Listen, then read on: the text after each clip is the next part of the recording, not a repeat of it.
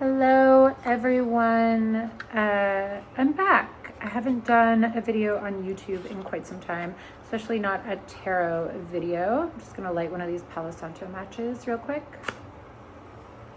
Let that burn for a second just to clear the space. It's Pisces season. It is the last sign of the zodiac. So we've got some stuff that's circling the drain. We have maybe these last little things to get rid of or to let go of internally and externally. This is a really good time for having a dream journal as well. I'm going to blow this out. Sorry if this is making y'all nervous. This is a really good time to create a dream journal as well. Your subconscious is on high alert right now. It is trying to communicate things to you. The tarot card that is synonymous with Pisces season is the moon. So we will see if some of that comes out or if we do pull that card. Quite often, the card that is synonymous with whatever season you're in will come out, especially if there is really just a little envelope of information that we need to take into account. I got some ash. Sorry about that. Just had to clean up some of that ash so I don't forget. I have a little bit of ADHD. Or I feel like we all do in an odd way. It's really hard to hold focus right now. So back to the reading. I really think that this is a good time for transition. I think that this is an excellent time for getting rid of what we no longer need. And I also think it's a good time to self-reflect. I've been doing a lot of self-reflection myself, and I've been making some choices in terms of what I need to move forward and to break some patterns and some cycles that no longer serve me. Okay, 9 of Swords reversed on the deck. This is a collective reading. I will eventually go into individual signs and timestamp them on different seasons, but just right now, as we're ending this zodiac year, I think it's just good to tap into the collective. So let's see what comes through here.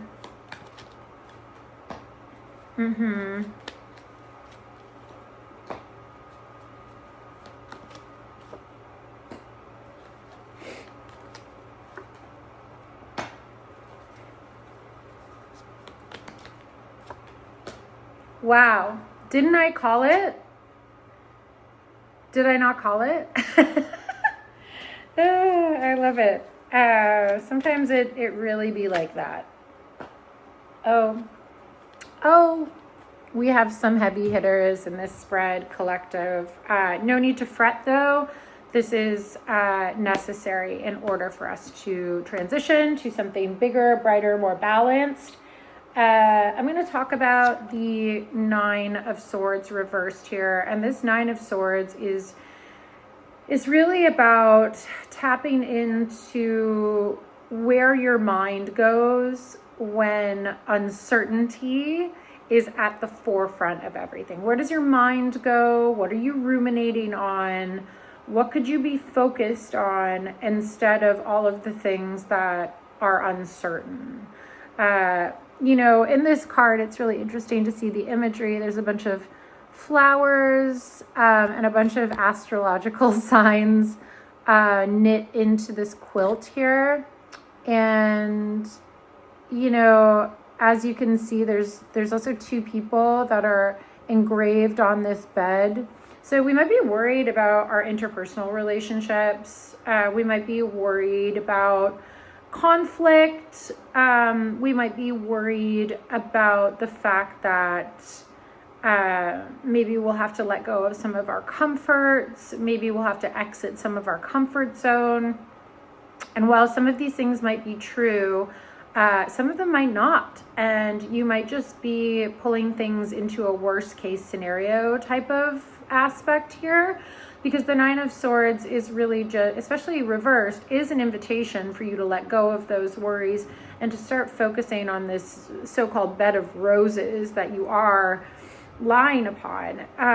This resonates with me because quite often I have this aspect of waiting for the other shoe to drop, or having this sort of inane fear that I'm not going to be able to navigate a change, because I've had instances like that where I've had massive change over the past 2 years and it's been really difficult to navigate. This is just saying that I can let that go. Sometimes the Nine of Swords also indicates the nervous system. So pay close attention to your nervous system. Are you on high alert? Is your nervous system fried? Do you need more rest? What are some of those things you can do to incorporate more rest into your routine? Sometimes this will just indicate, especially with the moon, that your subconscious is also just like, it's cycling through. And if we are dreaming a lot right now, it's your subconscious trying to get rid of the trash. It's trying to take out the trash right now. So allow it to take out the trash. Give it some space. Have a wind down period before you go to bed, before you go to sleep, so your subconscious can really do its thing to clear out some of these traumas, some of these unwanted points of focus, some of these cycles or ruminations that are no longer part of where we're going or who we are even. So just let it sort of clear. Think about cleaning out your computer. That's sort of what Pisces season is for. It's for really taking out this mental trash. So this really indicates mental trash. How can you also utilize some of that mental trash, or that monkey mind, and how can you put it to use? How can you put it into a new routine, a new cycle? How can you incorporate more of this yin energy? And yin energy is really just the incorporation of more stillness and more rest. So to me, this looks like there needs to be more stillness, more rest. There needs to be a focus on the yin. There needs to be a focus on feminine attributes, feminine energy. I mean, there's a lot of stuff online about what feminine energy is. It has nothing to do with gender. Feminine energy is just really about the internal self. It is about things that are in incubation. It is about planning. It is about cyclical aspects in your life, so routines. It could also be how you care about yourself. The moon is the cosmic mother. So when we think about the archetype of the mother, that's where we're going to go with this moon card. We're going to go to, how do we mother ourselves? How did we take some of our programming from our mothers as well? How are we seeing that show up? Do we have this unnecessary focus of anxiety and worry about things we can't control because of our mothers? The anxious mother is very much an archetype. So I'm seeing her come through here a little bit.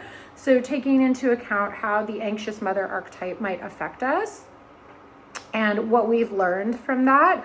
This could also be maybe worrying about your mother if you're having conflict with your mother, if there's something with your mother, maybe illness or something where your mother needs some care.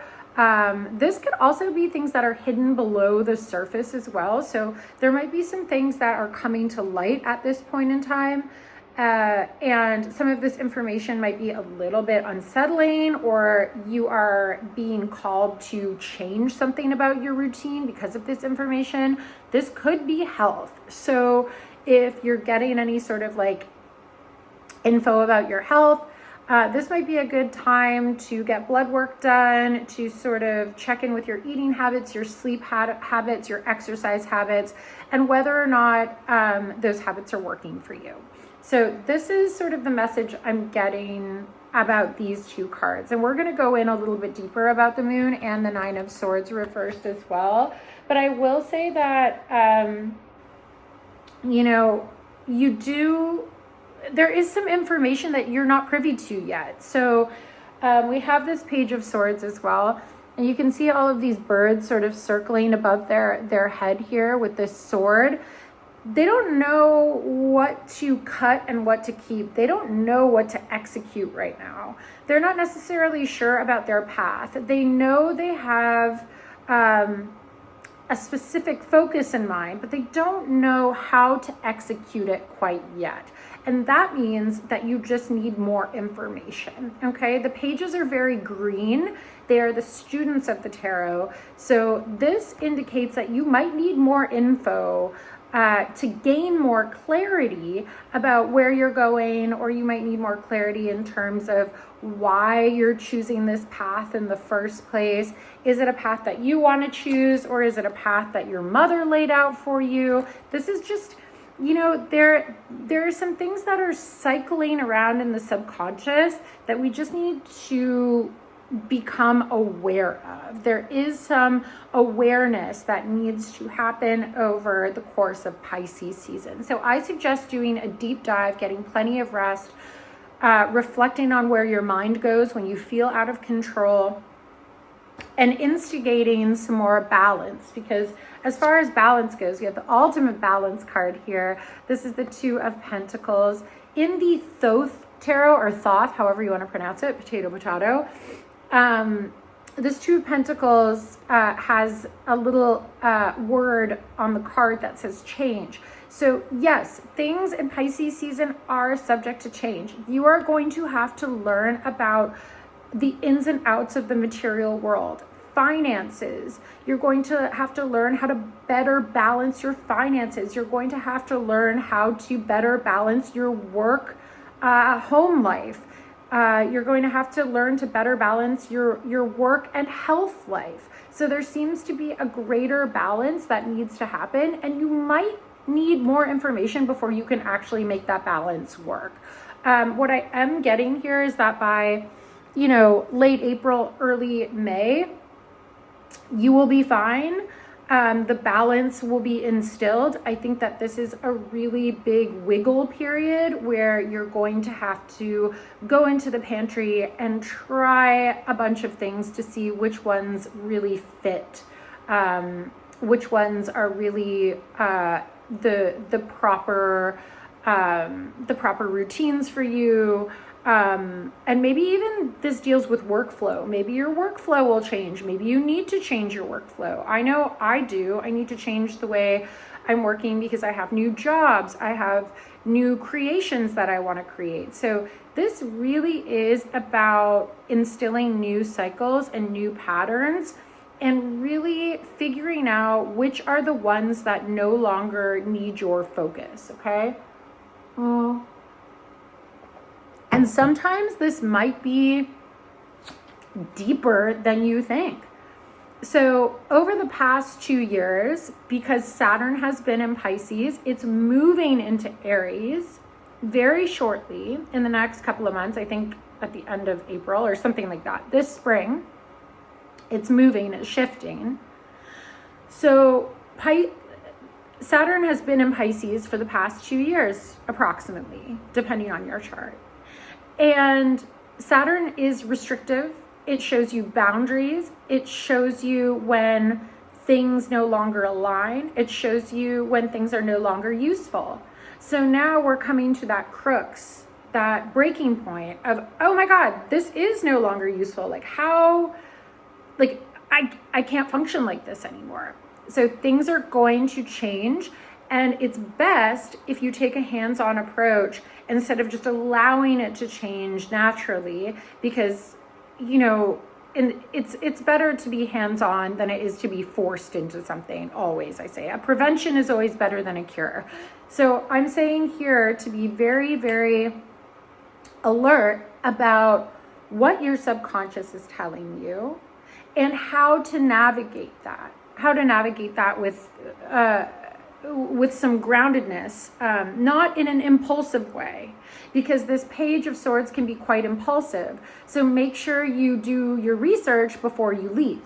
Make sure make sure you read some information, or make sure you ask a mentor. Make sure you get a reading, whatever it is, before you go ahead and make that leap.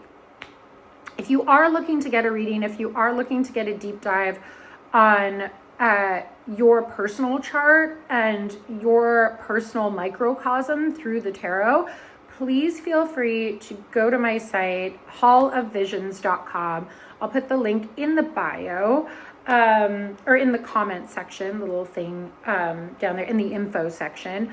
And you can go ahead and book a reading with me. It's a 1-hour reading. We're going to go through your chart and the transits, and we're also going to do a full tarot spread. Tarot is an oracle, so we're gonna ask the oracle some questions. It's like Google. It's gonna give you an answer. So just make sure that if you are going through periods of non-clarity, that you do consult mentor, spiritual guidance, a friend, a trusted parent, like somebody that you know will know the answer or will be able to give you some clarity moving forward, because it does say that you do require some more information here. And when I do see pages, that is a ping that maybe you're just a little bit green in terms of where to go and why. So we have a couple other cards here, really interesting cards actually, because I see a move, I see a transition. We have the Tower card here.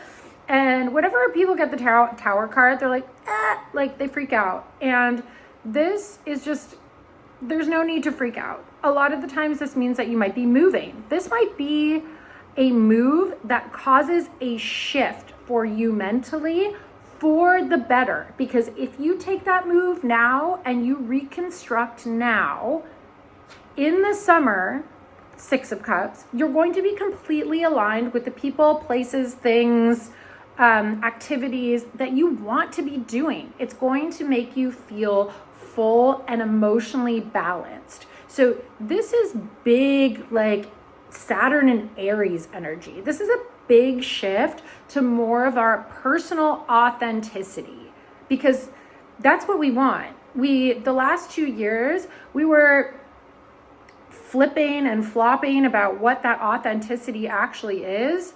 This is the authenticity that we're moving into, but we are going to need to collapse some of those systems, whether or not they're material, whether or not they're internal, whether or not they're a literal physical structure. So you might be leaving a job, you might be leaving your house and home, but whatever it is, it looks like you are going to become more aligned in the summer to what you actually desire, which is, this is a sign that your values have been changing and you just need a greater alignment to what you now value. What do you value? So that might be a question that you ask yourself, especially, if you're low on cash, if you can't afford therapy, or if you can't afford a reading or what have you. It's just a really good time to ask yourself some questions about alignment.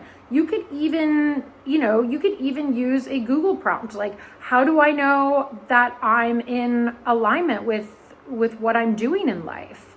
And it will maybe give you some journal prompts, and those could be very useful, because obviously I'm here doing this work because I want you to gain some clarity about your direction and about where you want to put your time, energy, money, resources, whatever. And I just want you to feel that sense of balance and alignment as much as possible going forward through 2026, because this is the year of the fire horse. Things are going to be moving very rapidly, okay? It's going to be fast, fast, fast. So we really need to figure out where we're going and why, and to stay inside that container of alignment, okay? And alignment is really just that point where your values start to align with your resources, okay? And that has a really great effect on your abundance and what you're able to pull in financially, what you're able to pull in resource-wise, because it's not always about money, Sometimes we can just ask for things and those things will appear without even having to spend a dime. So let's take money out of the equation. Let's say resource, okay? We want to be well resourced moving forward into 2026, and we can do that collectively as well. Speaking of resource, we have the Emperor here. So the Emperor is amazing. The Emperor is synonymous with Jupiter. And I'm just going to do a quick little dive here because I just can't keep it all up here sometimes. There are too many astrological shifts. There are too many transits. So sometimes I just need to check on some dates so I can get you some clarity. Jupiter will be moving into Leo. So I want to get you that specific date here. Great. So Jupiter enters Leo from June 30th to July 26, 2027. It's going to span a long period of time, like almost pretty much a year in Leo. And Leo is really about expression. I have Leo in my 6th house, so I'm supposed to express myself for work. But Leo is really about honest expression. And let me tell you, the Emperor is going to tell you what he thinks all the time, whether it's good or bad, okay? Or what they think. It's not a gender thing, it's just an energy. So when we're talking about Leo, we're also talking about what we're proud of. Being proud of what we're becoming. And not necessarily the sense of pride, like false pride, but a sense of integrity and virtue moving forward into the year of the fire horse. We're really going to come out in a very motivational way that is aligned with our sense of virtue and with our sense of value, because the Emperor is really into protection. The Emperor is really into provision, and the Emperor is into resource, okay? When we think about the Emperor and we think about Jupiter, that is a good fortune planet. So when we think about good fortune, we're thinking about structure and stability, right? So structure and stability, we got this on lock, especially this summer, 2026, okay? And, yes, these readings are all timeless, whatever. But if you're looking for specific dates, Leo and Jupiter together, just that energy is really one of being well-resourced and being able to help others through that, because Leo is very gregarious with their energy. So this is really beautiful. It looks like we really just need to clean the drain, clean the pipes, get everything just so we can take in some fresh information. We can take in some fresh resource. We might have to change our environment where we hang out in order to do so. Like if the house is old, if the mindset is old, if we need a shift in perspective, this is the time to do it, because moving forward, we want to be grounded, we want to be steady, we don't want to be impulsive, and we want to be around those people that really make us feel balanced and centered and well-resourced. This is also a call to take stock of the people around you. So if you feel weighed down, or if you feel manipulated by people around you, they gotta go. They gotta go. That's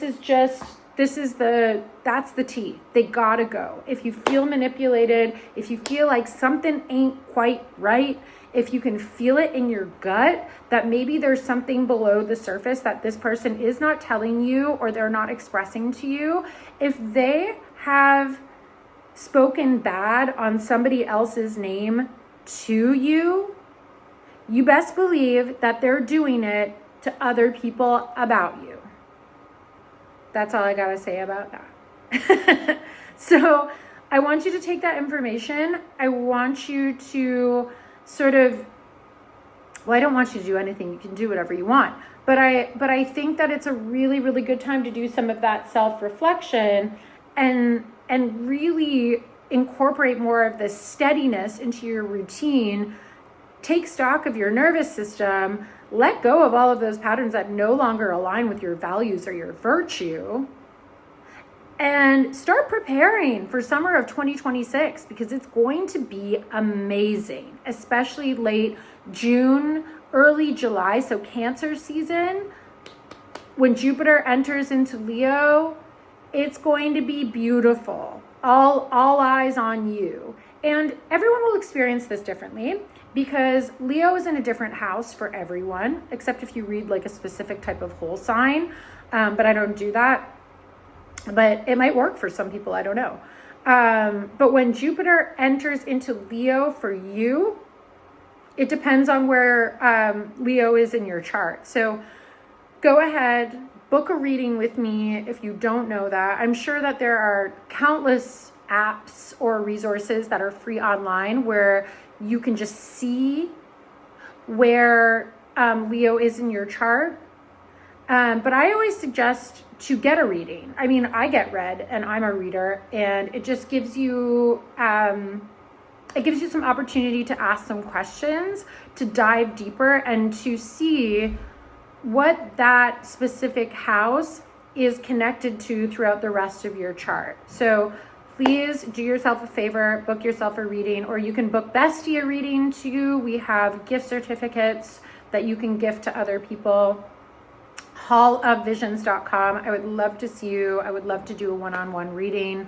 And if you have any questions whatsoever, feel free to email me at crystalvisionstarot@gmail.com. I'll go ahead and put my email down in the little captions, not captions, but like title box, comments.